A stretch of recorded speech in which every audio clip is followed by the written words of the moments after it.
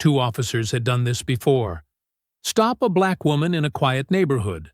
Assert control. Escalate fast. No accountability. No risk. Just another face they thought they could intimidate. She looked ordinary, harmless, easy, but when they drew their guns, she moved like no civilian should. And she fought back.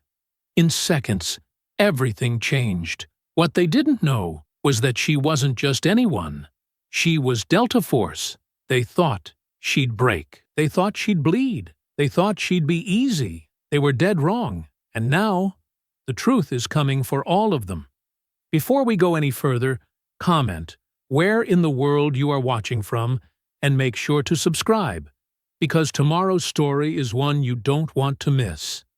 Sarah's weathered hands moved through the rich soil, feeling each granule between her fingers.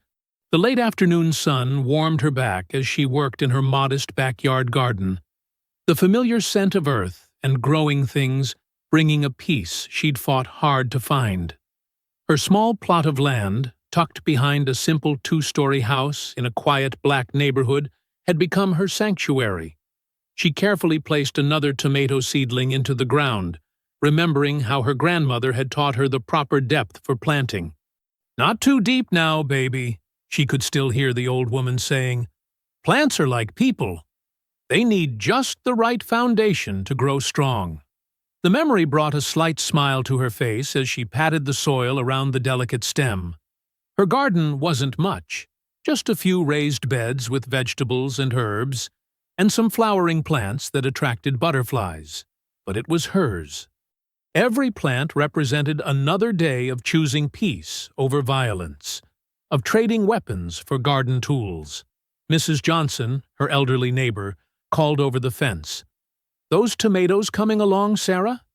"Yes, ma'am," Sarah replied, straightening up and wiping her brow with the back of her hand. "Should have a good crop this summer. I'll make sure to bring you some when they're ready." "You're too kind, child." Mrs.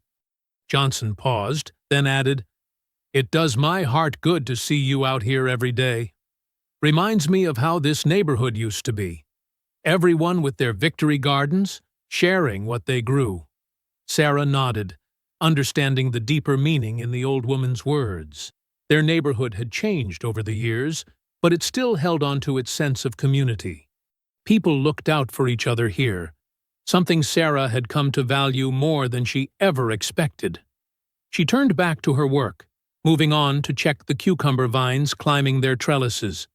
Her hands, once trained to handle weapons with deadly precision, now carefully adjusted the tender stems, guiding them toward the support they needed. The irony wasn't lost on her.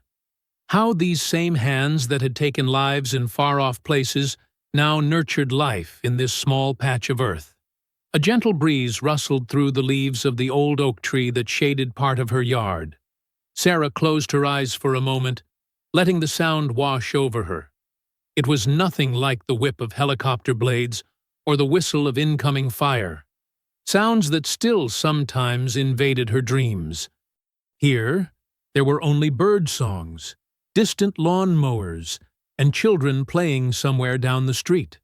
She reached for her water bottle, taking a long drink as she surveyed her work. The neat rows of plants, the carefully maintained paths between beds, the methodical organization, some habits from her military days remained useful in civilian life. Order and discipline, but now in service of growth rather than destruction. The calendar alert on her phone buzzed against her hip. Sarah pulled it out, noting the time, 2:30 p.m. The reminder to pick up Maya from school flashed on the screen. She began gathering her tools, placing them carefully in their designated spots in the old toolbox her sister had given her years ago, before the cancer took her. Sarah's movements were precise and efficient as she cleaned up, muscle memory from years of military discipline showing in every motion. She removed her gardening gloves, brushing off the excess soil before hanging them on their hook in the small shed. The routine was comforting, a daily ritual that helped ground her in the present. Inside the house, she washed her hands thoroughly in the kitchen sink, watching the water run clear as she scrubbed away the dirt from beneath her fingernails. The house was quiet, except for the gentle hum of the refrigerator and the ticking of the old clock on the wall. A peace she'd learned to appreciate after years of chaos. Sarah caught her reflection in the window above the sink. The years had left their marks, gray threading through her dark hair, lines around her eyes that spoke of both laughter and pain. But her posture remained straight, her movements controlled, a lifetime of training impossible to fully shed. She grabbed her keys from the hook by the door, the old truck's key hanging alongside the house key and the small garden shed key. Each one represented a piece of her new life: home, transportation, purpose. Simple things that had seemed impossible during her years of service.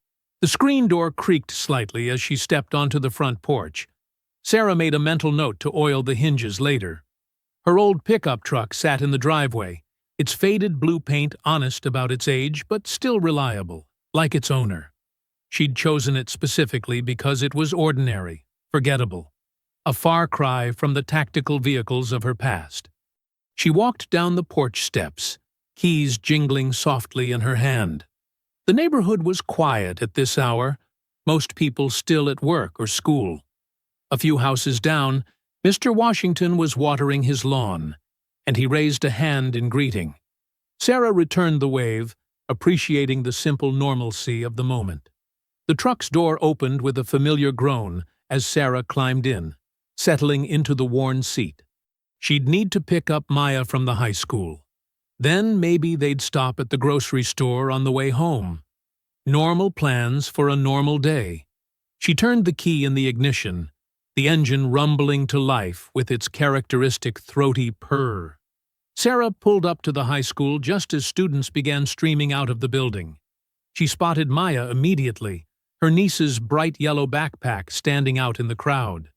The girl's face lit up when she saw the familiar blue truck, and she jogged over, her braids bouncing with each step. "Hey, Auntie," Maya said, climbing into the passenger seat. She tossed her backpack in the back and buckled up. "You smell like dirt again." "That's the smell of honest work," Sarah replied with a small smile. "Unlike that chemistry test you were supposed to have today." "How'd that go?" Maya groaned dramatically, slumping in her seat. "Can we talk about something else? Like dinner, maybe?" "That bad, huh?" Sarah pulled away from the curb, navigating through the after-school traffic. "And here I was thinking about making your favorite tonight, my spicy chicken stir-fry." "Really?" Maya perked up instantly. "With the snap peas from your garden?" "Mm-hmm. But maybe I should reconsider, given that chemistry test." "No fair! I studied really hard, I swear. Mr. Peterson just makes everything so complicated." Maya pulled out her phone, scrolling through messages. "Besides, I got an A on my history paper last week. That should count for something, right?" Sarah chuckled, making the turn onto Maple Street. "We'll see. How about we stop at the store and pick up some—" "Auntie." Maya's voice suddenly changed, tension creeping in. "There's a police car behind us." Sarah checked her rearview mirror. A tactical unit cruiser had appeared, following closely. Too closely. She maintained her speed exactly at the limit, hands at 10 and 2 on the wheel. "It's fine. Just stay calm." The cruiser's lights flashed on. Sarah signaled and pulled over smoothly, stopping in front of the old Thompson house just 2 blocks from home. She turned off the engine and placed both hands back on the wheel, visible. 2 officers approached, one on each side of the truck. The one on the driver's side, older, white, with hard eyes and a swagger in his step, tapped on her window with his flashlight. Sarah pressed the button to lower it. "License and registration," he demanded without preamble, his tone sharp and hostile. "May I ask why I was stopped, officer?" Sarah kept her voice steady, neutral. "I said license and registration." He leaned in closer, his badge reading Harley. The younger officer on the passenger side, Rourke. stood silently, watching. Sarah reached slowly for her glove compartment. "I'm going to get my registration now, officer." "You people always got something to say, don't you?" Harley's hand rested on his weapon. "Can't just follow simple instructions." Maya's phone appeared in her lap, recording discreetly. Sarah saw it, but didn't react. "My license is in my back pocket. I'm going to reach for it now." "Step out of the vehicle." Harley's command came suddenly, aggressive. "I don't understand." "What's the reason for—" "I said get out of the car." Harley grabbed the door handle, yanking it open. "You want to do this the hard way?" Sarah remained calm, though her heart raced. "Officer, I have the right to know why I'm being stopped." "Rights?" Harley sneered. "You're being detained for suspicious behavior and possible drug trafficking. Out. Now." "Drug trafficking?" Maya spoke up, her voice shaking but defiant. "We're 2 blocks from our house. You've been following us for like 30 seconds. "Maya, quiet," Sarah warned softly. To Harley, she said, "Sir, this is harassment. I'd like to speak to your supervisor." Harley's face darkened. He reached in suddenly, grabbing Sarah's arm. "Playing lawyer now? Get your ass out of this vehicle before I drag you out." "Take your hands off me," Sarah said, her voice low but firm. "This is an illegal stop and you know it." "That's it!" Harley yanked harder, his other hand going to his weapon. "Rourke, get the girl." The younger officer hesitated for a split second before moving toward Maya's door. Maya held her phone higher now, openly filming. "Don't you touch her," Sarah warned, still maintaining her composure even as Harley tried to pull her from the truck. "Put that phone down," Harley shouted at Maya. "That's evidence tampering." "This is assault," Maya shot back, her voice trembling but determined. "We have rights." Harley's face contorted with rage. He released Sarah's arm, only to draw his weapon in one fluid motion. "She's reaching!" he suddenly yelled, though Sarah hadn't moved. "Gun! Gun!" The sound of his pistol firing shattered the afternoon quiet. Time slowed to a crawl as Harley's fingers squeezed the trigger. Sarah's body moved before her mind could process, years of training taking over like muscle memory. She twisted away from the bullet's path, her left hand grabbing Harley's wrist while her right struck his elbow. The gun clattered to the pavement. Harley's eyes widened in shock as Sarah flowed from the truck like water, using his own momentum to flip him onto his back. The impact knocked the wind from his lungs with a heavy whoosh. His gun was in Sarah's hands before he could even gasp for air. "Maya, down!" Sarah commanded, her voice sharp and clear. Maya ducked just as another officer rounded the truck's hood, weapon drawn. Sarah fired 2 precise shots, one into each officer's thigh, carefully placed to disable but not kill. They crumpled to the ground, clutching their legs and howling in pain. Officer Rourke stood frozen, his hand hovering over his holster, but not drawing. "Don't!" Sarah warned him, her voice carrying the weight of absolute authority. Rourke's hand dropped to his side. The entire exchange had taken less than 5 seconds. "Maya, come to me. Stay low." Sarah maintained her aim on the downed officers, while Maya scrambled out of the passenger side. "Behind me now." Maya pressed against her aunt's back, trembling but still gripping her phone. "Oh my God, she whispered. Sarah began backing them away from the scene, moving with practiced efficiency. Her eyes never stopped scanning. Rooftops, windows, possible cover points. She looked nothing like the quiet gardener now. Every movement was precise, economical, lethal. "What? What are you?"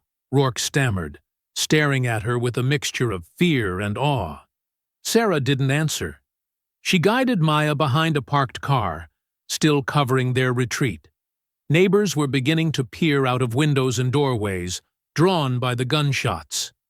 "Inside!" Sarah called out to them. "Everyone inside, now!" The streets emptied immediately.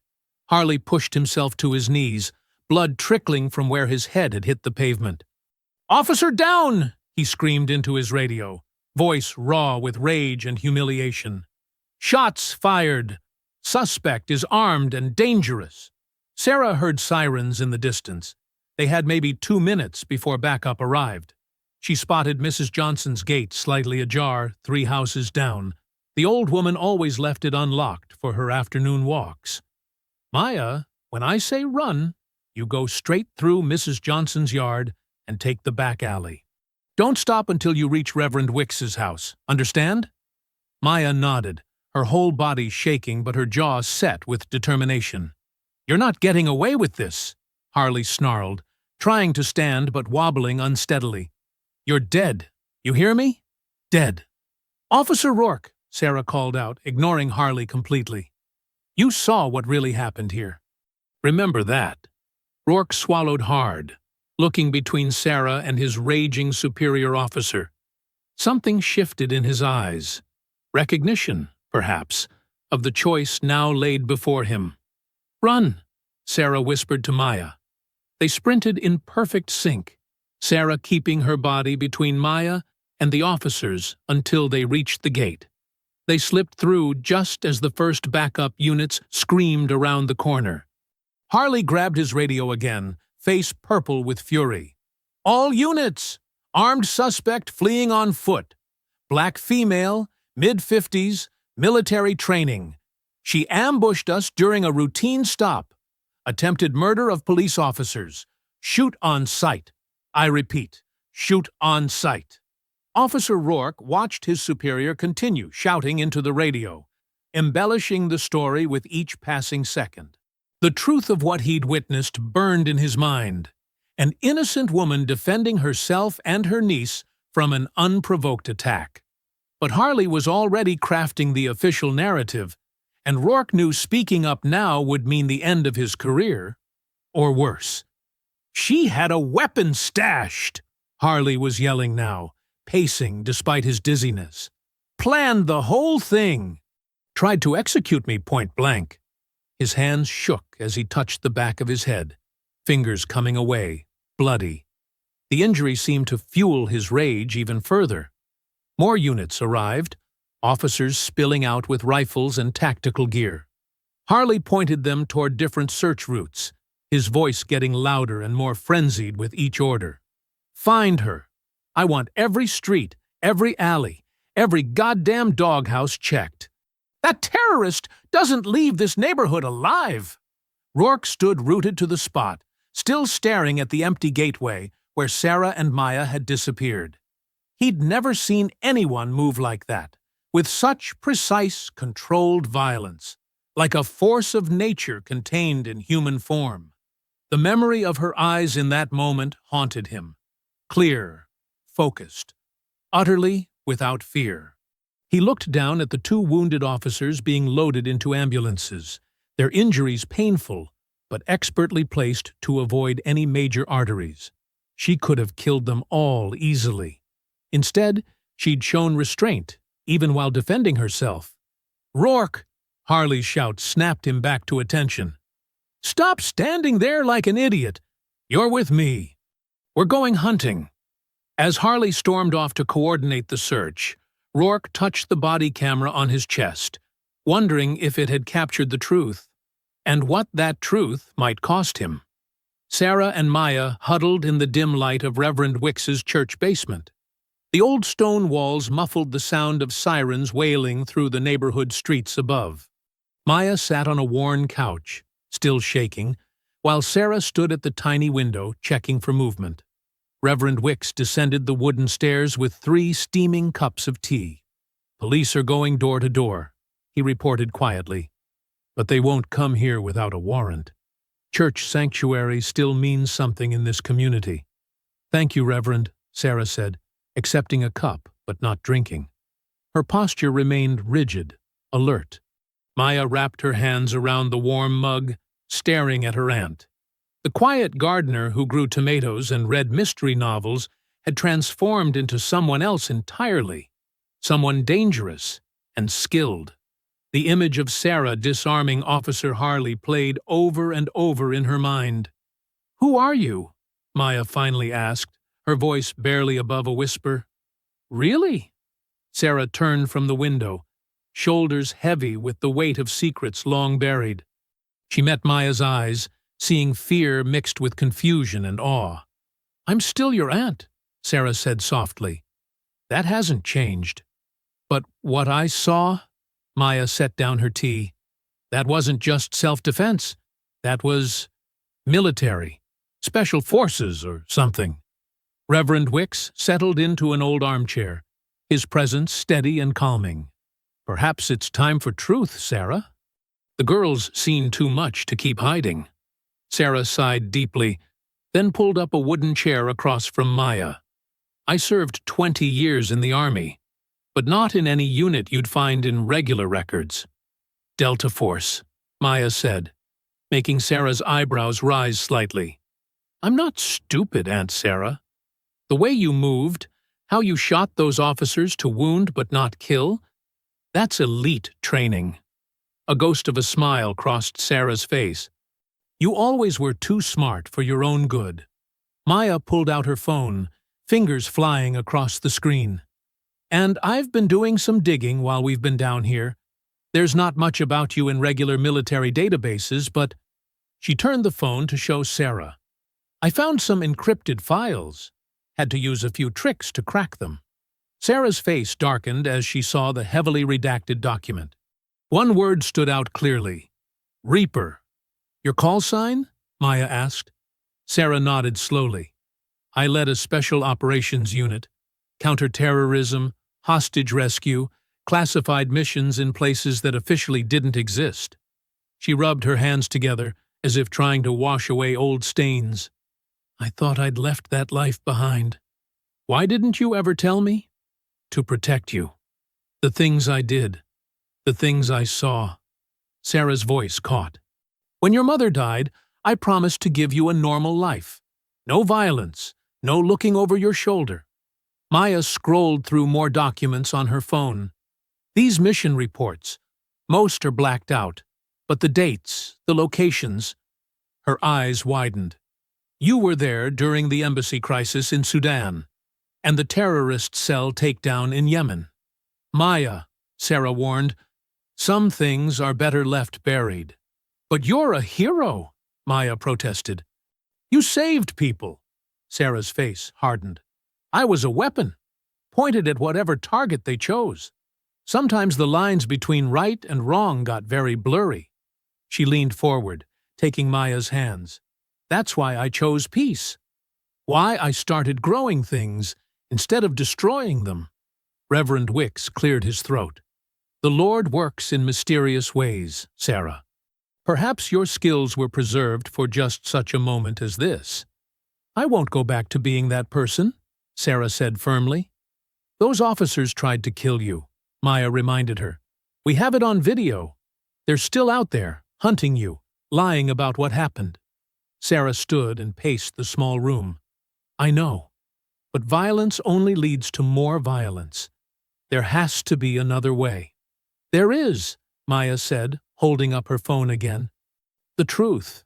My video, these files, we can prove who you really are. Show everyone that Harley attacked you without cause. And paint an even bigger target on our backs?" Sarah shook her head. "The system protects its own. They'll bury the truth deeper than any of my classified missions." Maya stood and faced her aunt. "Then we'll dig it up. Together. You taught me to stand up to bullies, remember? To fight for what's right?" Sarah stared at her niece. No longer the little girl she'd promised to shelter, but a young woman ready to face hard truths. Her heart swelled with pride even as fear gripped it. "Come here," Sarah whispered, pulling Maya into a tight embrace. They held each other, the weight of revelations and danger pressing in around them. Reverend Wicks watched the pair with knowing eyes. "Truth is a powerful weapon, sisters. Perhaps the most powerful of all." Sarah stroked Maya's hair, feeling the tremors still running through her niece's body. Everything she'd tried to prevent had come crashing down anyway. Her past was exposed, her peaceful life shattered, and Maya was now entangled in a dangerous web of corruption and violence. But as she held her niece, Sarah felt something else stirring beneath her fear. A familiar readiness, a clarity of purpose she hadn't allowed herself to feel in years. Maya was right. Sometimes fighting back meant standing in the light, not hiding in shadows. Officer Brett Harley sat at his desk in the precinct's tactical unit office, his leg bandaged where Sarah had shot him. His fingers moved across the keyboard with practiced efficiency as he edited the body camera footage from the traffic stop. "Just a few adjustments," he muttered, carefully trimming frames and rearranging sequences. On his screen, the confrontation played out differently. Sarah appearing more aggressive, his own actions more measured and professional. Officer Kevin Rourke stood behind him, watching silently as Harley manipulated the truth. The younger officer's stomach churned as he saw how easily digital evidence could be twisted. "There," Harley said, leaning back with satisfaction. "Now it shows what really happened." Rourke frowned. "Sir, that's not exactly—" "That's exactly what happened, rookie." Harley cut him off sharply. "She was combative from the start, refused lawful commands, then reached for a weapon." "I didn't see a weapon," Rourke said quietly. Harley swiveled in his chair, fixing Rourke with a hard stare. "Listen carefully. You're new, so I'll explain how this works. Sometimes the camera doesn't catch everything. Sometimes we have to help the footage tell the right story. The story that protects our brothers and sisters in blue. You understand?" Rourke swallowed hard and nodded, though his conscience screamed otherwise. He watched as Harley exported the edited video and sent it to the department's public affairs office. Within hours, the footage was playing on every local news channel. The headlines scrolled across TV screens throughout the city. "Former military officer attacks police during routine stop. Manhunt underway for armed and dangerous fugitive. Sources claim suspect has ties to extremist groups." In the break room, Rourke watched the coverage with growing unease. The edited footage showed Sarah lunging at Harley unprovoked, the camera conveniently shaking at crucial moments. There was no sign of Maya's presence or her phone recording. Nothing about Harley's aggressive approach or unnecessary escalation. Captain Morris entered, his face grim. "The FBI's counterterrorism unit is taking an interest. They're sending a team to assist in the manhunt." Harley, who had followed the captain in, smiled tightly. "Good. This woman's clearly a threat to public safety. Military training, anti-police ideology, classic domestic terrorist profile." Rourke noticed something in Harley's tone, not just satisfaction, but eagerness, as if this was exactly what he'd wanted. The young officer retreated to his desk, pulling up the original incident report. Small details nagged at him, the timestamp gaps in the body cam footage, the missing dash cam video from his own patrol car, the fact that Sarah had shot to wound rather than kill. None of it matched the narrative being pushed. His computer pinged with a new email, an intelligence bulletin showing Sarah's military service record. Most of it was heavily redacted, but what remained painted a picture of an exemplary soldier with multiple commendations. Not the profile of someone who would attack officers without cause. Across the precinct, phones rang constantly as tips poured in. SWAT teams geared up for raids. K-9 units patrolled the streets of Sarah's neighborhood. The machinery of law enforcement was spinning up to full power, all focused on one target. At his desk, Harley made call after call, coordinating with federal agencies and media contacts. His leg wound seemed forgotten in his zealous pursuit. Rourke overheard fragments of conversations that made little sense, references to property developers, clearance operations, and cleaning up the neighborhood. As evening fell, Unmarked vehicles began arriving at the precinct. Men in tactical gear but no identifying insignia moved through the building with quiet purpose. Rourke watched them disappear into closed-door meetings with Harley and senior officers. In the church basement, Reverend Wicks descended the stairs with urgent news for Sarah and Maya. His usually calm face was etched with worry. "They're mobilizing everything," he reported. "Not just local police, federal agents, tactical teams, surveillance units. Word from my contacts is they're treating this like a major counterterrorism operation." Sarah stood by the small window, her posture tense. "They're not just coming for me. They're using this as an excuse for something bigger." "My sources say the same," Wicks agreed. "This goes beyond a traffic stop gone wrong. They're coming for you, Sarah. Big time. And they're bringing enough firepower to take down a small army." Maya clutched her phone, the unedited video of the traffic stop safely encrypted inside. "They're trying to bury the truth under a mountain of lies." "No," Sarah corrected grimly. "They're trying to bury me." Through the basement window, they could see more unmarked vehicles rolling slowly through the darkening streets. The hunt was intensifying. The machine was in motion. And Sarah Vance, gardener, aunt, and former Delta Force operator, had become the target of forces far beyond a corrupt local cop with a grudge. The pre-dawn darkness cloaked Sarah's neighborhood in shadows. She sat alert in her living room, fully dressed, watching through a gap in the curtains. Maya dozed fitfully on the couch nearby, their emergency bags packed and ready. Sarah's trained ears caught it first. The subtle whisper of tactical vehicles rolling in with lights off. The soft crunch of boots on grass. The metallic clicks of weapons being readied. "Maya," she whispered, gently shaking her niece. "Time to move." The teenager was instantly awake, grabbing her backpack with practiced efficiency. They'd drilled this dozens of times since the traffic stop. Through her thermal scope, Sarah counted at least 20 figures surrounding the house. SWAT teams in full gear, taking up breach positions. More units blocked both ends of the street. "Back door, just like we practiced," Sarah murmured. "Stay low, stay quiet." Officer Rourke sat in his patrol car at the perimeter, watching the massive operation unfold. The scale of force seemed extreme for apprehending one woman. Armored vehicles, tactical teams, even helicopter support circling overhead. "All units in position," crackled his radio. "Execute on my mark." Inside, Sarah led Maya through the darkness toward their escape route. She'd prepared for this, disabled the security system's silent alarm, loosened specific floorboards, created blind spots in the exterior coverage. The front door exploded inward with a thunderous crash. Flash bangs detonated in multiple rooms. Armed officers poured in, sweeping with laser-sighted weapons. "Clear!" voices shouted. "Moving to second floor!"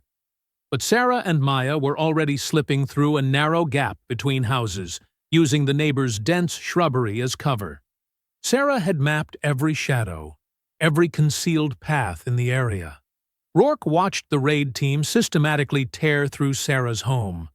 They kicked in doors, smashed windows, upended furniture. The violence of it shocked him. This wasn't law enforcement, it was destruction.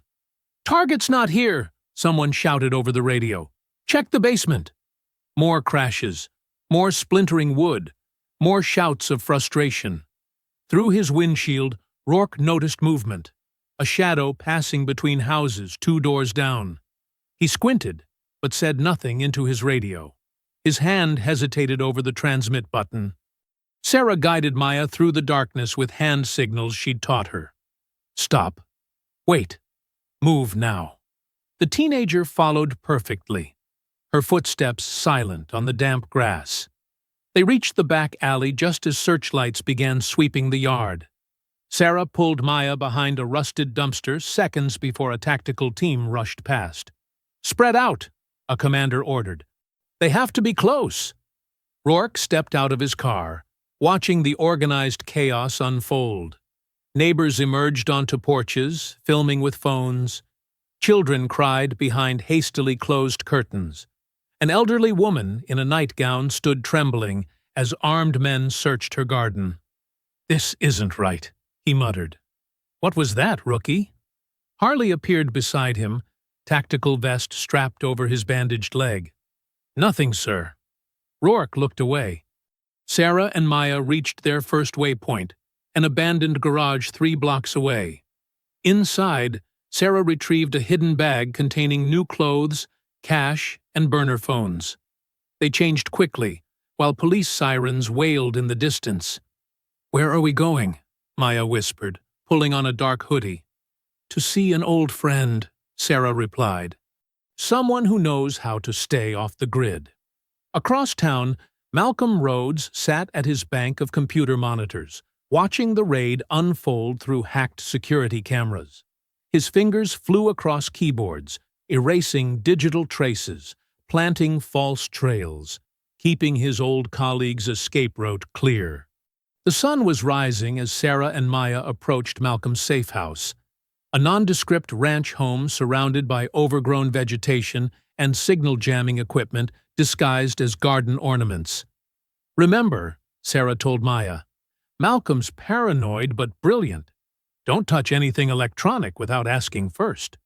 They slipped through his back gate, avoiding the hidden cameras Sarah knew were watching. 3 precise knocks on the kitchen door. Malcolm opened it cautiously, his weathered face breaking into a grim smile. "Took you long enough, Reaper." "Had to take the scenic route," Sarah replied. "Thanks for the backup." "Always." He ushered them inside, checking the street before closing and triple-locking the door. "Welcome to my humble CSEF." Maya stared at the controlled chaos of his command center. Walls of monitors showing surveillance feeds, news channels, police frequencies, and scrolling data. "Your place is—" She searched for the right word. "Secure," Malcolm finished. "Hardened against electronic surveillance, thermal imaging, and any other toys they might throw at us." He typed rapidly, bringing up footage of the raid. "They hit your house hard. Very hard. This isn't just about a traffic stop anymore." Sarah watched the destruction of her home on the screens. "No," she agreed. "They're scared. We need to find out why." At the precinct, Rourke sat at his desk, filling out the raid report with shaking hands. The images wouldn't leave his mind. Terrified families, violated homes, military-grade weapons deployed in a residential neighborhood. All to hunt down a woman whose only crime was defending herself. He looked at his badge, then at the thin blue line flag hanging on the wall. For the first time in his career, he wondered which side of that line he was really on.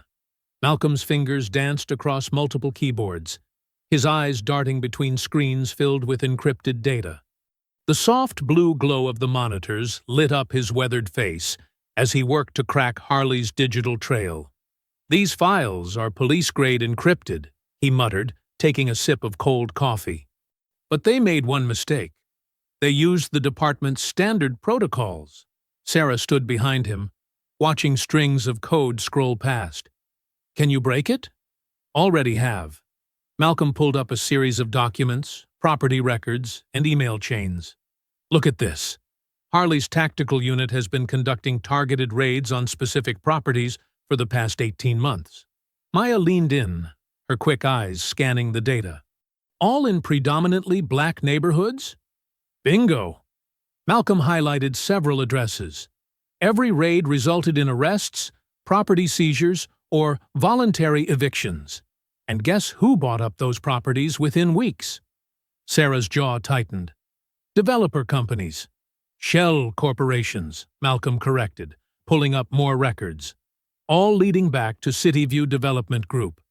They're turning million-dollar profits by forcing people out and flipping the properties."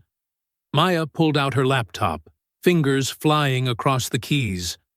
"I'm creating folders for each case. We need to organize this so people can understand the pattern." "Smart girl," Malcolm nodded approvingly. Document everything. Screenshots, timestamps, chain of custody. Make it court-proof. Sarah studied a map showing the raid locations. They're systematically clearing out entire blocks, using police power to do the dirty work. And that's not all. Malcolm opened another encrypted file. Harley's unit has been receiving large cash deposits through offshore accounts. Payment for services rendered. Maya's eyes widened as she compiled the evidence. Look at these body cam videos. They're all corrupted at convenient moments, just like what happened to us. Across town, Officer Rourke sat in his car during lunch break, reviewing his own collected evidence. His phone contained secretly recorded conversations, photographs of doctored reports, and notes from other officers who'd witnessed misconduct but stayed quiet. His hands shook slightly as he added another video. Harley bragging about cleaning up the neighborhood while counting a thick envelope of cash. Back at Malcolm's safe house, Maya organized the digital evidence into clear, compelling folders. I'm linking everything to a secure cloud server. Even if they shut us down, the files will stay safe. Good thinking, Malcolm said.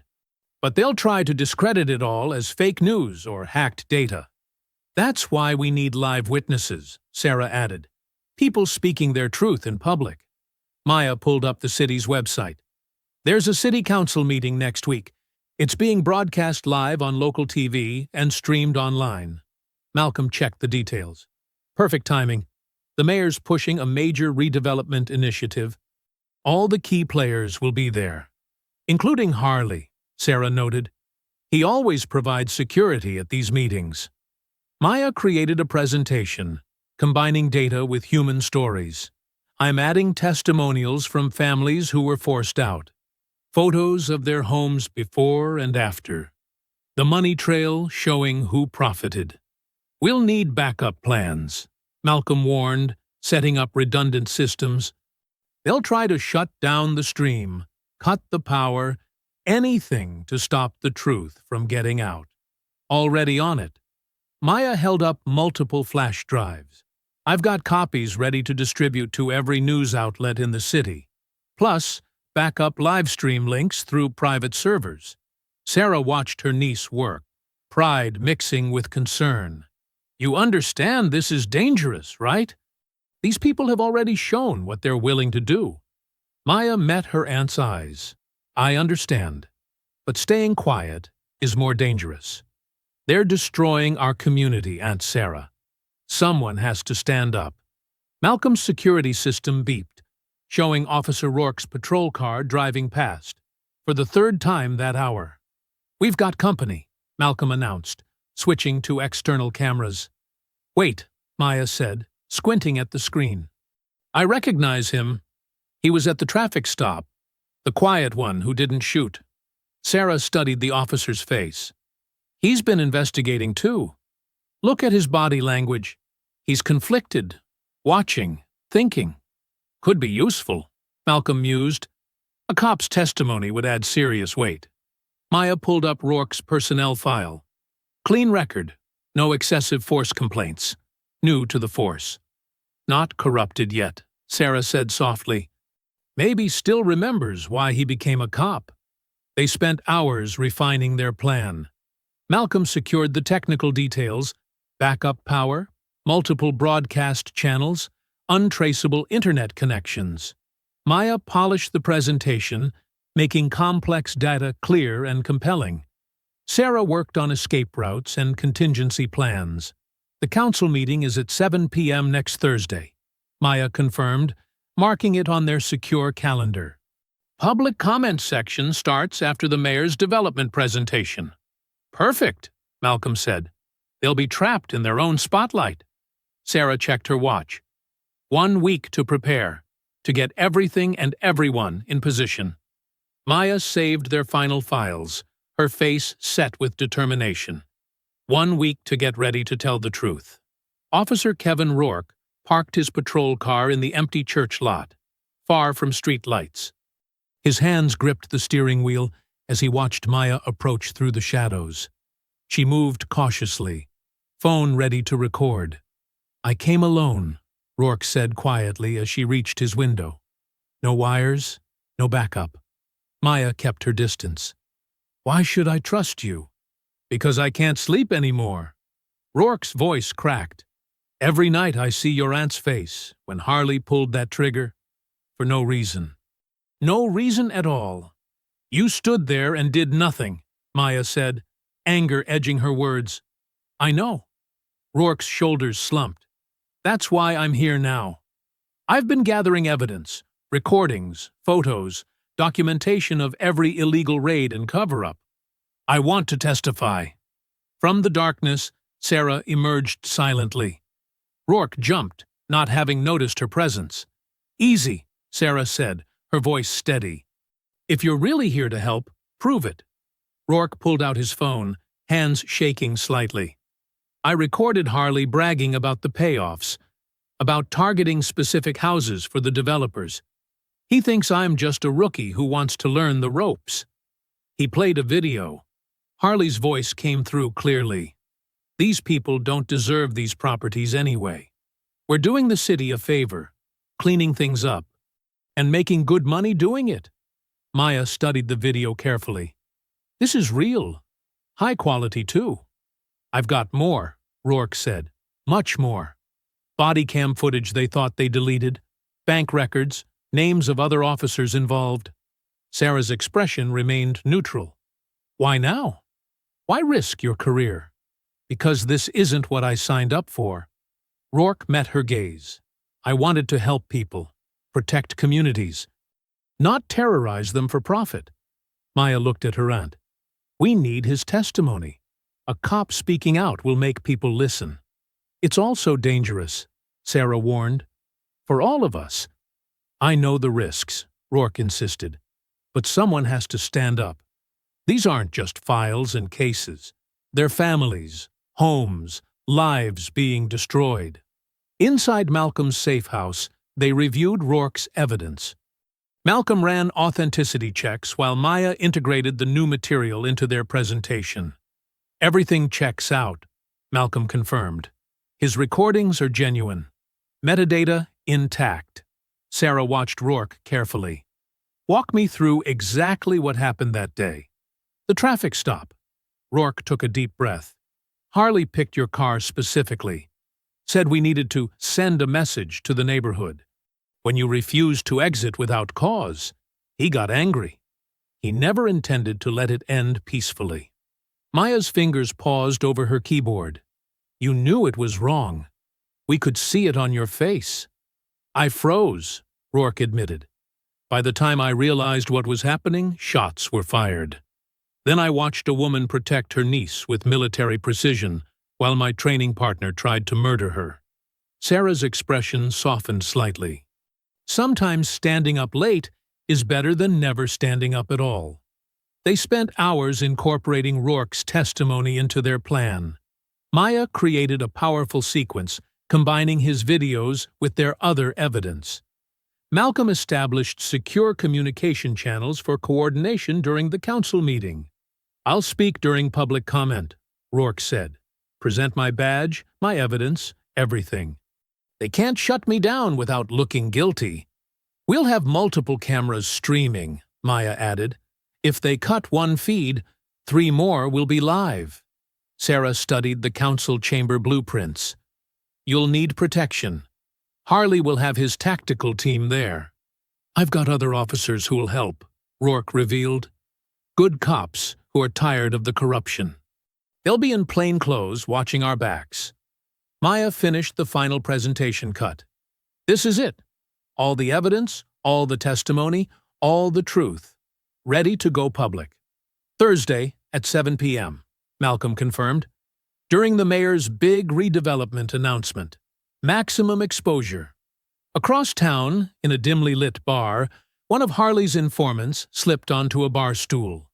"Boss, we got a problem." The rookies flipped. Harley's face darkened as he listened to the details. His fingers tightened around his glass until his knuckles went white. "The council meeting," he growled. "They're planning to expose everything?" "Yes, sir. The girl's coordinating it all. Some kind of tech wizard. They've got videos, documents, witnesses ready to testify. Harley drained his whiskey. Rourke, I can handle. Internal affairs will destroy him. But that girl, his eyes turned cold. She's the key, the one pushing it all forward. What do you want us to do? Harley stood, dropping cash on the bar. Find her, before Thursday. Make sure she never makes it to that meeting. He walked out into the night, rage building with each step. Everything he'd built, all the power and profit, threatened by a teenage girl with a laptop. That had to end. The protest swelled outside City Hall, voices rising against police brutality and corruption. Maya stood near the steps, coordinating live stream feeds with other young activists. Her fingers flew across her phone screen, making sure every angle was covered. Testing feed 3, she said into her earpiece. Everyone in position? Rourke watched from across the plaza, dressed in civilian clothes. He scanned the crowd, noting several of Harley's tactical unit members mixing in, wearing plain black hoodies and baseball caps. Something felt wrong. The first flashbang exploded near the back of the crowd. Screams erupted as smoke filled the air. Maya's heart raced as she tried to maintain visual contact with her team. "Stay calm!" protest leaders shouted through megaphones. "Don't run! Link arms!" More explosions followed. Through the chaos, Rourke spotted Harley's men moving with purpose, not random like the panicking crowd. They were creating a pattern, hurting people. "Maya!" he shouted, pushing through the mass of bodies. "Maya, get out of there!" She heard him too late. Two men in hoodies grabbed her arms, swift and practiced. Her phone clattered to the ground as they dragged her toward a waiting van. "Help!" Maya screamed, kicking and thrashing. "Someone help!" Rourke sprinted forward, badge out. "Police! Let her go!" 3 officers he recognized from Harley's unit stepped in his path. One grabbed his arm while another twisted the badge from his hand. "Stand down, rookie," the biggest one growled. "This isn't your business." "She's a minor." Rourke struggled against their grip. "This is kidnapping." "It's crowd control," the officer sneered. "And you're interfering with police business." Maya's screams were muffled as they forced her into the van's dark interior. Rourke watched helplessly as the vehicle pulled away, its windows tinted black. The smoke began to clear. Protesters regrouped, helping the injured. News cameras captured the aftermath, but conveniently missed Maya's abduction. Rourke's phone buzzed. A text from an unknown number. Smart cops know when to shut up. Across town, Sarah's burner phone lit up with a video message. Her hands trembled as she pressed play. Maya sat in a concrete room, zip-tied to a metal chair. Her face was tear-streaked, but defiant. Harley's voice came from off-camera. "Your niece is brave. I'll give her that." The camera panned to show Maya's laptop and phones laid out on a table. Smart, too. But not smart enough. Sarah's jaw clenched as Harley stepped into frame, resting his hand on Maya's shoulder. Maya flinched, but held her glare. "Here's how this works," Harley continued. "You come to the old Riverside warehouse, alone. No weapons, no backup, no clever plans. You've got 1 hour. The camera zoomed in on Maya's face. If you call for help, she dies. If you bring anyone, she dies. If you're not here in 60 minutes... "Don't do it, Aunt Sarah," Maya shouted. "He'll kill us both." The video cut off. A text followed with coordinates. Sarah's military training kicked in, analyzing options, calculating risks. But this wasn't a battlefield. This was Maya, her only family, her reason for living peacefully all these years. Her phone buzzed again. Another message from Harley. "Tick-tock, Reaper. Your move." In the warehouse, Maya tested her restraints while Harley paced, checking his watch. 2 of his men stood guard by the door, hands resting on their weapons. "She'll come," Harley said, more to himself than anyone else. The great Delta Force commander, brought down by a teenage girl. "You're wrong about her," Maya said quietly. "She's not what you think." Harley laughed. "I know exactly what she is. A threat. A loose end. And after tonight, a memory." "No," Maya's voice was steady despite her fear. "She's hope. She's justice. And you're about to find out why they called her Reaper." "Shut up," Harley backhanded her across the face. Maya's head snapped to the side, but she didn't cry out. Outside, storm clouds gathered over the city. Thunder rolled as Sarah stood in her bedroom, staring at her old footlocker. She hadn't opened it in 10 years. Her phone buzzed one final time. "Time's running out. Come alone, or she dies." Sarah closed her eyes, remembering Maya as a baby, holding her sister's hand in the hospital, remembering her promise to protect this child, no matter what. "I'm sorry, little one," she whispered. "I tried to leave the violence behind, but they brought it to our door." She unlocked the footlocker. Sarah knelt before the open footlocker in her bedroom, her hands trembling as they brushed over the familiar equipment inside. The smell of gun oil and canvas brought back memories she'd tried so hard to bury. Her tactical vest, still perfectly maintained despite a decade of disuse, seemed to accuse her with its presence. "I led raids just like that one," she whispered to the empty room. "Kicked down doors in the dead of night. Never questioned who was on the other side." The weight of her past pressed down on her shoulders. How many families had she torn apart in the name of mission objectives? How many children had she terrified, thinking she was serving a greater good? Now Maya was suffering because Sarah had tried to hide from who she was, what she could do. She should have been more prepared, should have taught Maya better survival skills, should have— A gentle knock interrupted her spiral of guilt. "Sister Sarah?" Reverend Wicks's deep voice carried through the door. "May I come in?" "It's open," she replied, not moving from her position on the floor.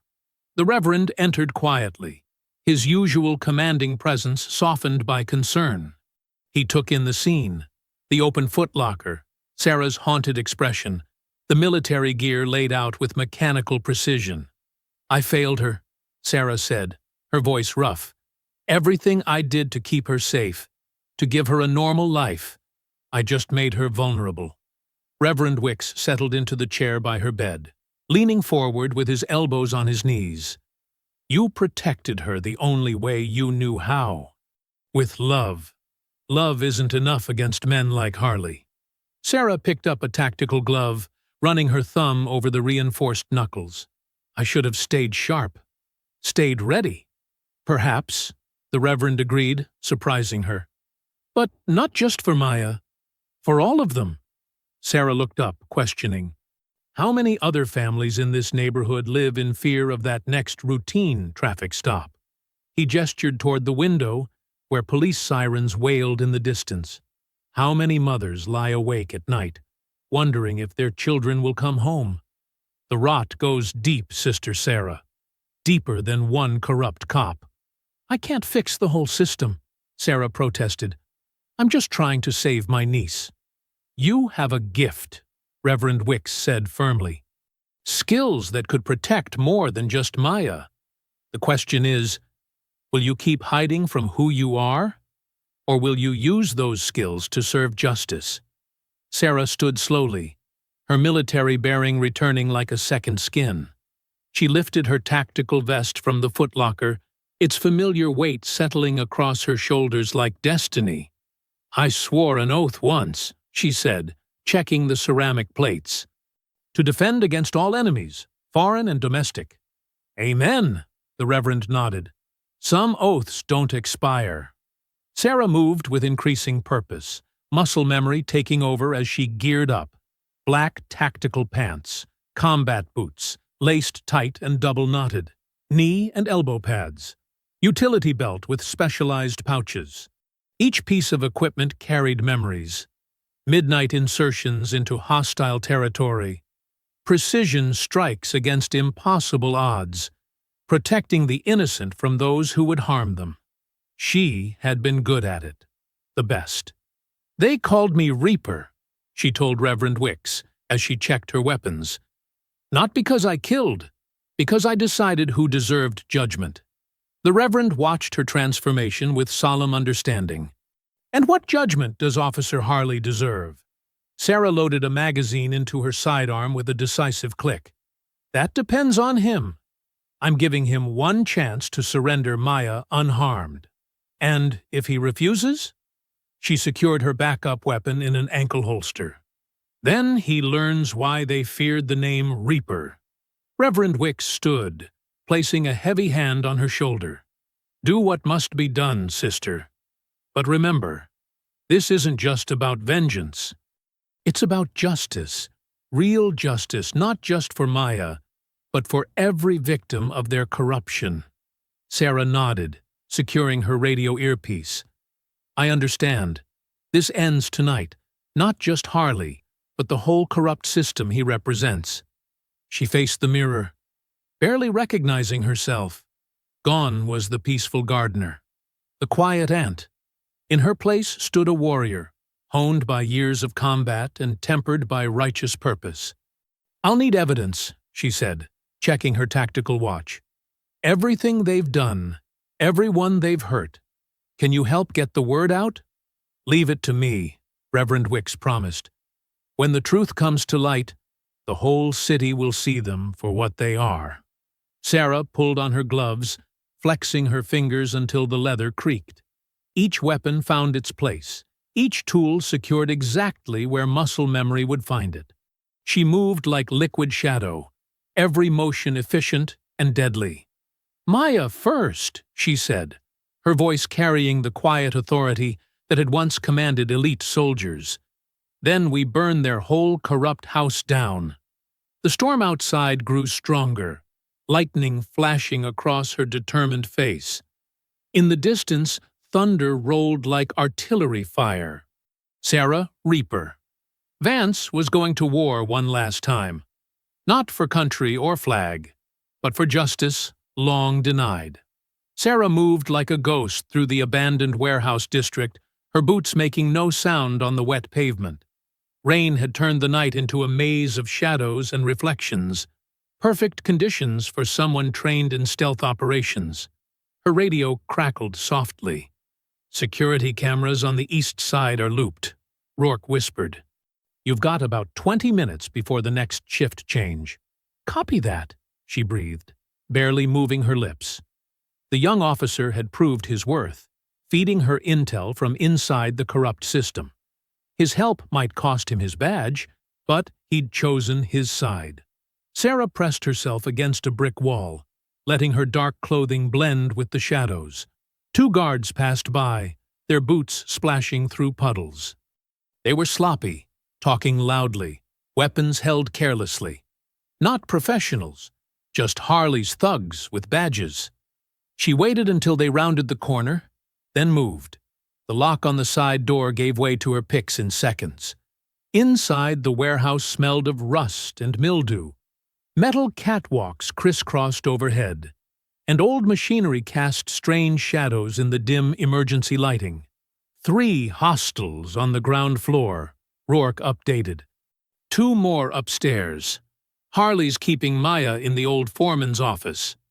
Sarah unholstered her tranquilizer gun. No killing. Not unless absolutely necessary.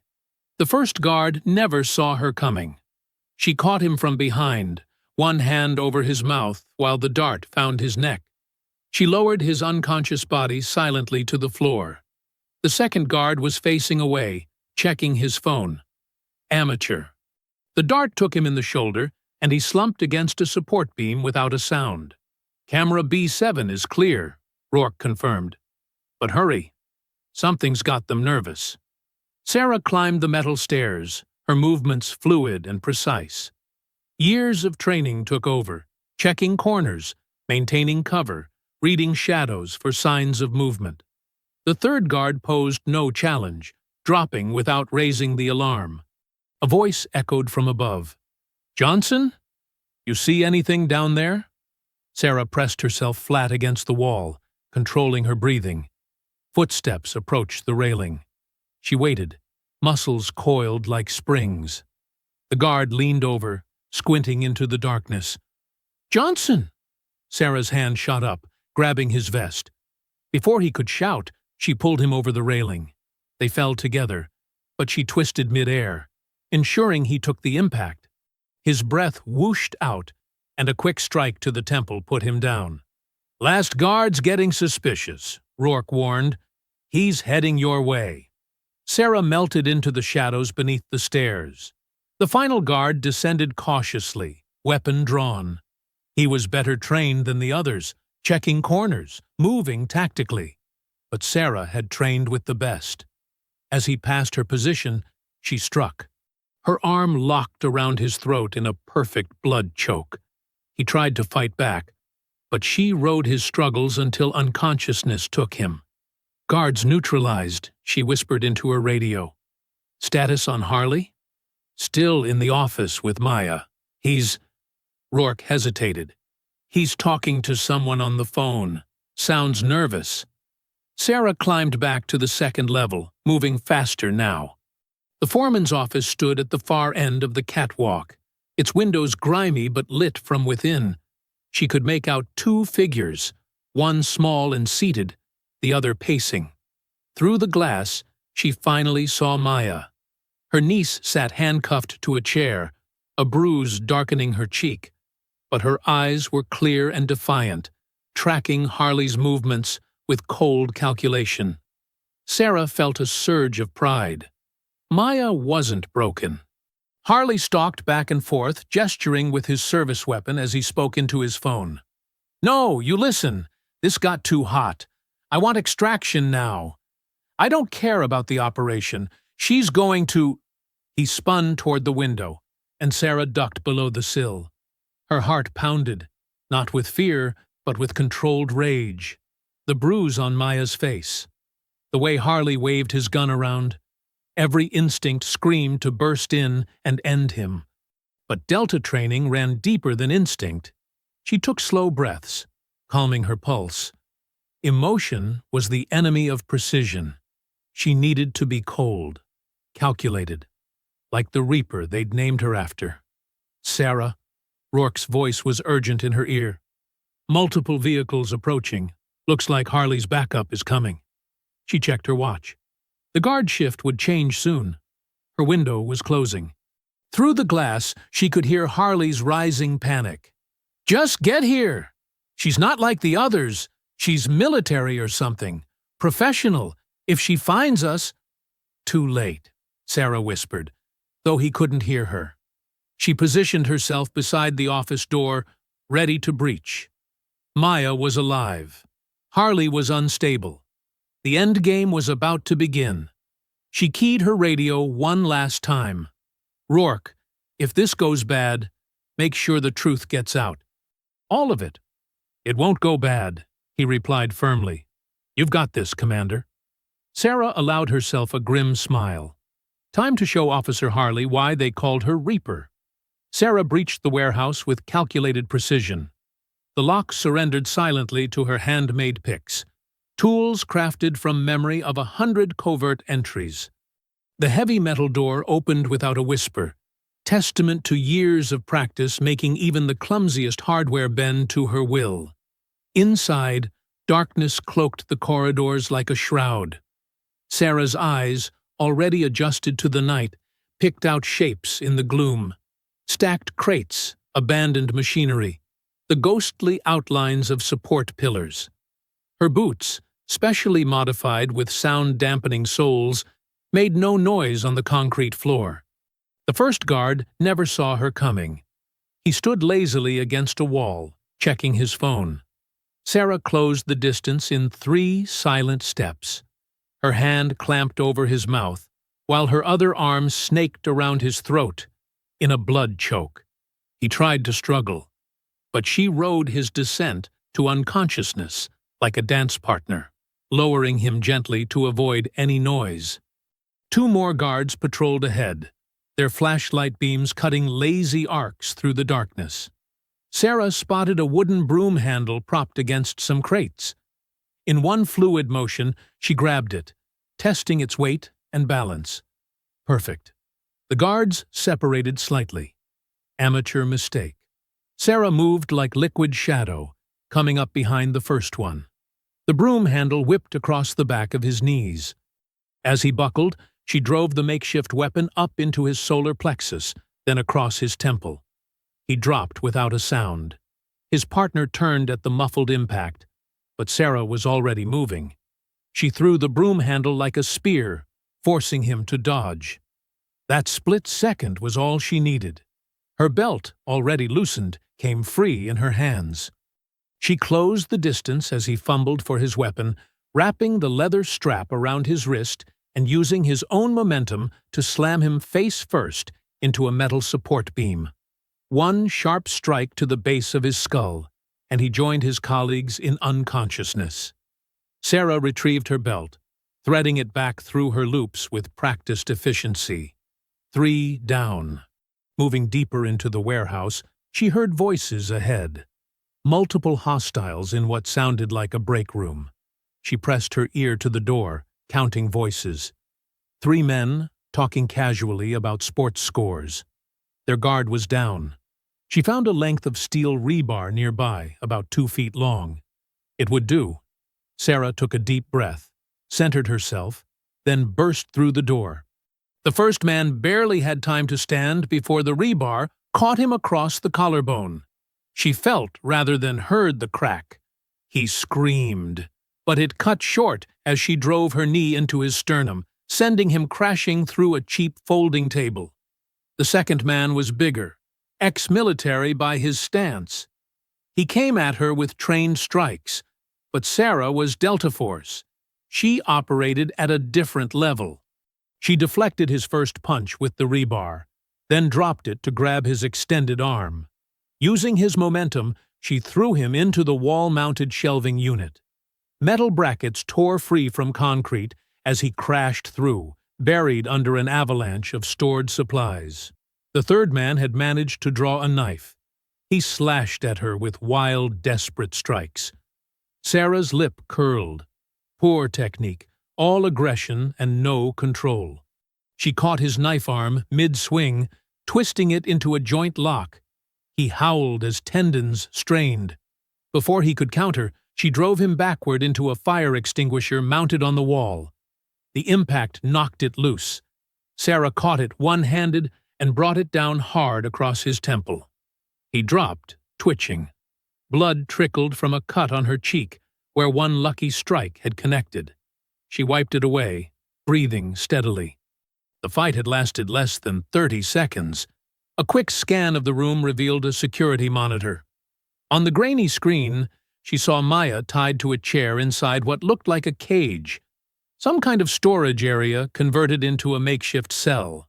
2 floors up, west side of the building. Sarah moved through the warehouse like a ghost, neutralizing 2 more guards with swift, economical violence. Each takedown was textbook perfect. No wasted motion, no hesitation. Just the brutal poetry of close combat mastered through decades of training. Finally, she reached the storage area. Maya sat inside a heavy metal cage, hands bound behind her. Despite the bruise on her face, her eyes lit up with fierce pride when she saw Sarah. The lock was industrial grade, but Sarah had it open in seconds. Just as she stepped toward Maya, the overhead lights cut out with a sharp electrical snap. Darkness flooded the room, broken only by dim emergency lighting that cast everything in blood-red shadows. Then, from behind her, came the sound of slow, deliberate applause. "I have to admit, I'm impressed," Harley's voice echoed as he stepped into view, his service weapon trained steadily on Sarah's chest. "That was quite a show of force, Commander." "But you brought fists to a gunfight." Sarah turned to face him, positioning herself between the weapon and Maya. Her voice was cold steel. "I brought justice." Sarah's fingers worked the lock methodically, each movement precise and controlled. The warehouse door clicked open without a sound. Inside, darkness cloaked the corridors, broken only by strips of moonlight filtering through high windows. The air smelled of concrete dust and old metal. She moved like water through shadow, her boots silent on the grimy floor. Years of Delta Force training had taught her patience, the slow breath, the measured step, the art of becoming invisible. Up ahead, voices echoed off bare walls. "Check the perimeter again," a gruff voice ordered. "She's out there somewhere." Sarah pressed herself against a wall as footsteps approached. A guard rounded the corner, tactical vest gleaming dully in the low light. Before he could react, she struck, one hand clamping his mouth while the other found the pressure point at his neck. He struggled briefly, then went limp. She lowered him silently to the floor. A broken broom handle lay discarded nearby. Sarah picked it up, testing its weight. Voices drifted from an adjacent hallway. 2 more guards. She waited until they passed, then moved. The broom handle whistled through the air, catching the first guard behind the knee. As he buckled, she drove her elbow into his partner's solar plexus. Both men wheezed, trying to cry out. Sarah didn't give them the chance. Quick strikes to vulnerable points: throat, temple, kidney. And they crumpled. More footsteps. Sarah unclipped her belt, wrapping one end around her fist. A guard appeared, radio raised to call in. The belt whipped out, catching his wrist. She yanked him forward, off balance, into her waiting knee. His radio clattered away as she used the belt to lock his arm behind his back. A sharp twist, and he was face down, unconscious. The corridor opened into a storage area. Metal shelving created a maze of shadows. Sarah heard movement, multiple hostiles. She picked up a length of pipe from a broken shelf, hefting it carefully. 3 figures emerged from different aisles, wearing tactical gear and carrying batons. "There she is!" one shouted. They rushed her together, coordinated and trained. But Sarah had trained with the best. She met the first attacker with a devastating combination: pipe to knee, elbow to jaw, then using his momentum to throw him into his partner. Both men crashed into a shelf, sending boxes tumbling. The third man was better, ex-military by his stance. He swung his baton in tight arcs, forcing Sarah back. She parried with the pipe, metal ringing on metal. He pressed forward, confident in his size advantage. Sarah let him come. When he committed to a powerful strike, she dropped the pipe and stepped inside his guard. Her hands found his wrist and elbow. She twisted, using a nearby table as leverage. The crack of breaking bone echoed through the room. He screamed. The other 2 were up again. Sarah grabbed a fallen shelf and swung it like a battering ram, catching one man in the chest. He flew backward, crashing through a wall-mounted storage unit in a shower of splinters and old files. The last man hesitated, then charged with a roar. Sarah spotted a fire extinguisher on the wall. She rolled under his wild swing, came up with the extinguisher, and unleashed a cloud of white powder into his face. As he staggered, blind and choking, she brought the metal canister down on his head. He dropped. Blood trickled from a cut above her eye where someone's baton had connected. Her knuckles were raw, and her ribs ached. But Sarah barely noticed. The mission consumed her. Find Maya. End this. A locked metal cage occupied the next room. Inside, Maya sat handcuffed to a chair, her face bruised but her eyes fierce. When she saw Sarah, hope blazed across her features. "Aunt Sarah!" Sarah worked quickly on the cage's lock, her picks finding the tumblers. The door swung open with a creak. But before she could reach Maya, the overhead lights cut out. Darkness swallowed them. Slow, deliberate clapping echoed through the space. A spotlight snapped on, illuminating Officer Harley as he stepped from the shadows. His service weapon gleamed in his hand, aimed steadily at Sarah's chest.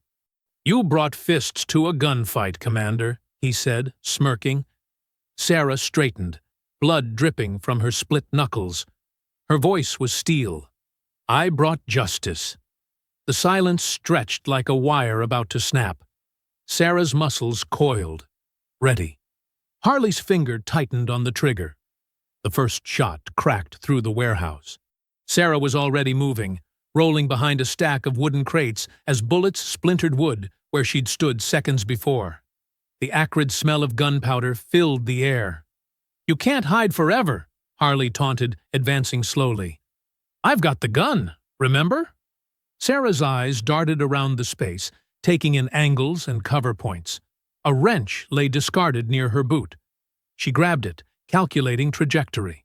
When Harley stepped past a support beam, she hurled the wrench hard to her left. It crashed into metal shelving with a thunderous clang. Harley spun toward the noise, exactly as she'd planned. Sarah burst from cover, closing the distance in 3 swift strides. Her hand clamped around his gun wrist, twisting sharply. The weapon clattered to the floor as Harley howled in pain. He recovered quickly, throwing a wild haymaker at her head. Sarah slipped the punch and countered with a precise strike to his solar plexus. But Harley fought dirty. As she stepped in, his knee drove up toward her groin. Sarah barely blocked in time. "That all you got?" he snarled, pulling something from his belt. A black stun baton that crackled with electricity. The weapon hummed through the air inches from Sarah's face. She felt the static raise the hair on her neck as she weaved backward. Harley pressed forward, swinging the baton in vicious arcs. When Sarah tried to close distance, he gouged at her eyes with his free hand. She caught his gouging hand and applied crushing pressure to the nerve cluster in his wrist. Harley grunted, but managed to slam the stun baton into her ribs. Electricity jolted through her body. Sarah's muscles spasmed, but she didn't let go. Instead, she used the pain to fuel her next move. They crashed into a narrow hallway, trading brutal strikes in the confined space. Sarah read the architecture instantly. Smooth walls, perfect for what she needed. When Harley lunged with the baton, she planted one foot on the wall, using it to launch herself into a devastating roundhouse kick. Her boot connected with his jaw with a satisfying crack. Harley staggered, spitting blood. The fight spilled into the main warehouse bay. Sarah's trained eye spotted the weakness in Harley's stance. He was favoring his left leg slightly. She dropped low, sweeping his vulnerable knee with clinical precision. Cartilage popped. Harley roared in agony as the joint gave way. But even injured, he was dangerous. Near the control room, Harley caught Sarah with a lucky strike that sent her crashing into a bank of metal pipes. Pain exploded across her back. He pressed his advantage, wrapping massive hands around her throat. "Not so tough now, are you?" he sneered, squeezing. Sarah's vision started to dim. Her fingers scrabbled against the wall behind her, finding a loose electrical cord. In one fluid motion, she ripped it free and looped it around Harley's neck. She pulled tight, using the cord as a garrote. Harley's grip loosened as he clawed at the cord, cutting off his air. Sarah maintained steady pressure, watching his face turn red, then purple. She could end him right here. After everything he'd done, everything he represented. But that wasn't justice. That was revenge. Just before consciousness left him, she released the pressure. Harley collapsed in a heap, wheezing desperately. Sarah grabbed his collar and dragged his semi-conscious body back to the central room where Maya waited. Her niece had already freed herself from the restraints and was working on something with her phone. "You okay?" Sarah asked, checking Maya's bruised face. "Better than him," Maya replied with grim satisfaction. She held up Sarah's phone, showing the active body cam feed she'd helped install before the raid. "We're live in 3, 2, 1. Harley stirred, blinking groggily. A smirk crossed his battered face. "Doesn't matter what you do to me. System protects its own. You got nothing." "Look again," Sarah said, pointing to the small red light blinking on her collar. "You're live to every major news outlet and social media platform in the city. So let's talk about what you've really been doing in this neighborhood. The blood drained from Harley's face as he finally noticed the recording light. His eyes darted around like a trapped animal's. Sarah leaned in close, her voice steel and ice. Say it all. Every family you buried, every bribe you took, every raid you faked. The world is watching. 2 weeks after Harley's confession, the basement of Reverend Wicks's church buzzed with energy. Folding chairs filled every available space, packed with neighbors eager to learn and share. Malcolm Rhodes stood at a makeshift podium, his normally reserved demeanor animated as he taught basic cybersecurity. Your phone is both a weapon and a shield, he explained, pointing to the projection behind him. Today, we're learning how to protect ourselves digitally while documenting truth. Maya sat in the front row, adding her own insights about social media encryption and secure file sharing. She'd become the neighborhood's go-to tech expert, turning her experience into a force for change. The bruises on her face had faded, but her determination had only grown stronger. Sarah watched from the back, content to observe. She'd turned down 3 private security job offers and a formal reinstatement request from a reformed police department. Her garden needed tending, and her community needed her more. The system only works when we make it work for us, Malcolm continued, showing slides of successful civilian oversight programs. Knowledge is power, but only if we share it. Reverend Wicks moved through the crowd, offering coffee and encouragement. He'd transformed the church into a community center, hosting everything from legal aid clinics to self-defense classes. The basement walls, once bare, now displayed photos of successful protests and community victories.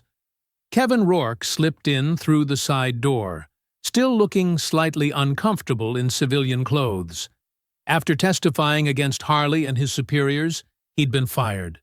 But the neighborhood had embraced him. Now he taught workshops on citizen rights during police encounters, turning his insider knowledge into a shield for the community. "Hey," he said quietly, taking a seat next to Sarah. "Still feels strange being on this side?" "Good strange or bad strange?" Sarah asked, studying his face. "Good. Really good." Rourke watched as Maya helped an elderly woman secure her phone's privacy settings. "I'm finally doing what I signed up for. Protecting people." The workshop transitioned into small group discussions. The room filled with the low buzz of conversation as neighbors shared stories and strategies. Sarah noticed how people who'd once hurried past each other now leaned in close, planning and supporting one another. Malcolm joined them in the back, wiping sweat from his forehead. "We've got 4 more neighborhoods asking for similar programs," he said. "Word's spreading." "Let it spread," Sarah replied. "The more people know, the harder it is to hide the truth." Through the basement windows, they could see people gathering in the church parking lot for the afternoon rally. Hand-painted signs leaned against cars. "Our streets, our stories," and "Truth can't be buried" among them. Maya bounded over, her laptop tucked under one arm. "The live stream setup is ready," she announced. "We're going to broadcast the whole rally. Show everyone what real community power looks like." Sarah squeezed her niece's shoulder, proud of how Maya had transformed her trauma into purpose. The teenager had started a youth media collective, teaching other kids how to document and share their reality safely and effectively. "Reverend," Sarah called as Wicks passed by, "how many people are we expecting today?" "More than last time," he smiled. "And not just our neighborhood. People are coming from all over the city. They want to learn how we did it." "How we're doing it," Sarah corrected gently. "This isn't finished." Outside, the crowd was growing. Families set up folding chairs and shared homemade lunches. Children played between the groups of adults, discussing neighborhood watches and mutual aid networks. The atmosphere was determined but peaceful, exactly what Sarah had fought for. Rourke helped set up the sound system, showing others how to position cameras to capture police behavior at public events. His presence was a powerful symbol of change, proof that conscience could overcome conditioning. "You know," Malcolm said quietly to Sarah, "this is a different kind of victory than what we used to fight for." Slower, deeper. Sarah nodded, watching her community transform fear into strength. Every workshop, every rally, every shared meal was another brick in the foundation they were building. Not just resistance, but renaissance. Maya's voice came through the speakers, testing the sound system. "Check 1, 2. Can everyone hear me?" The crowd responded with cheers and raised fists. The autumn sun warmed Sarah's face as she stepped outside. Her garden would need attention soon. The tomatoes were almost ready for harvest. But for now, she watched her neighborhood write its own story, one truth at a time. Reverend Wicks took the microphone, his deep voice carrying across the parking lot. "We gather today, not just to remember what happened, but to celebrate what's happening. Look around you. This is what justice looks like. This is what community looks like." The crowd murmured in agreement. Sarah saw faces she'd known for years now, shining with new purpose. The same streets that had once felt like a trap now hummed with possibility. Spring sunlight warmed Sarah's hands as she worked fresh soil around her tomato plants. The garden had doubled in size since last fall, stretching across her backyard in neat, abundant rows. New vegetables and herbs filled raised beds she'd built herself.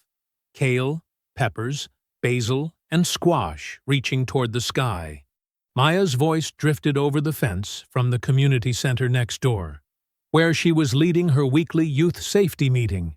"Remember, your phone is your first line of defense," she instructed. "But your community is your strongest shield." Sarah smiled, listening to her niece's confident tone.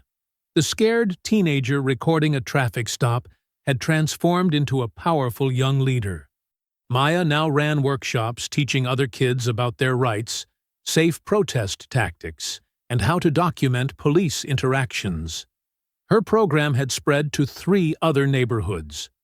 Pulling a stubborn weed, Sarah's hands trembled slightly, an old tell from her military days that surfaced when memories pressed too close. The sound of Maya teaching brought echoes of past violence, the crack of gunfire, screams in foreign languages, the weight of decisions that could never be undone. She took a deep breath, grounding herself in the present moment. The soil was cool between her fingers. Birds called from nearby trees. Car horns honked in familiar patterns. "You good, Aunt Sarah?" Maya had appeared at the fence, concern in her eyes. She noticed everything these days. "Just gardening ghosts," Sarah replied, managing a smile. "How's class going?" "Great. We're practicing de-escalation techniques today. Want to help demonstrate?" Sarah shook her head. "You've got this covered. Besides, these tomatoes won't plant themselves." Maya nodded, understanding. She knew her aunt still struggled with public situations, preferring to support from the background. The trauma of their confrontation with Harley had left marks on them both, but they'd learned to respect each other's healing process. "Ms. Sarah," a young voice called from the sidewalk.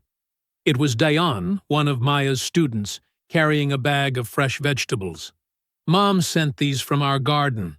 Said we learned from the best." Sarah waved him over, touched by the gesture.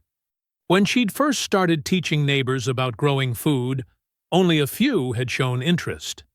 Now, victory gardens dotted the neighborhood, small acts of independence sprouting in every yard. "Tell your mom thanks," Sarah said, accepting the bag. "Those look like strong beans. You're taking good care of them." "Yes, ma'am," Dion beamed. "Maya's showing us how to share extra food through the community app. Like a virtual farmer's market." Sarah watched him hurry back to the youth meeting, pride warming her chest. This was what healing looked like. Not just surviving trauma, but growing something new from it. The neighborhood had transformed its pain into purpose, its fear into fellowship. She returned to her planting, enjoying the simple rhythm of tucking seedlings into earth. The garden had become her therapy, each harvest a reminder that patience and care could yield beautiful results. Some days were harder than others. Certain sounds, helicopter blades, car backfire, raised voices, could still trigger her combat instincts. But the garden helped steady her, its cycles of growth and renewal teaching lessons about resilience. Maya's class wrapped up, and Sarah heard the familiar sounds of teenagers gathering their things, sharing jokes and making plans. Their energy was different now, more focused, more aware, but still youthful. They'd learned to balance vigilance with joy, a skill Sarah was still mastering herself. Her phone buzzed in her pocket. Unknown number. Sarah almost ignored it, but something made her answer. "Is this Commander Vance?" A woman's voice, tense but controlled. "We need your help in Detroit. Something's happening here, like what you faced, but worse." Sarah stood slowly, surveying her garden. The tomatoes would need support stakes soon. The peppers were starting to flower. Maya's voice carried across the yard as she said goodbye to her students. "Why me?" Sarah asked, though she already knew the answer. "Because you didn't just fight back. You helped your community rebuild. We need that knowledge, that hope." Sarah looked at the sky, cloudless and bright. A year ago, she'd wanted nothing more than to disappear into her peaceful garden. Now she understood that peace wasn't just about being left alone. It was about helping others find their strength. A smile crossed her face, small but certain. The garden would wait. There was more growing to do. I hope you enjoyed that story.